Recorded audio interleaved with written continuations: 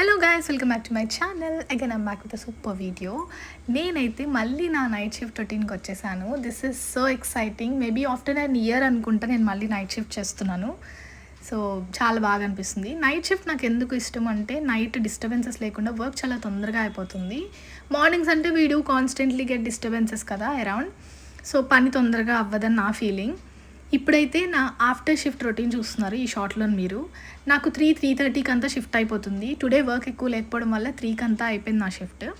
So 3కి shift అయిపోగానే I was just doing breakfast preparations అంతా చేస్తున్నాను. బికాస్ అశ్వు గారికి లేవగానే ఆకలేస్తుంది, ఆయన తినొచ్చు. అండ్ మోరోవర్ నేను కూడా లేవగానే ఐ కెన్ ఈట్ బ్రేక్ఫాస్ట్ కదా. This time I'm very particular about my health, my cycles and everything.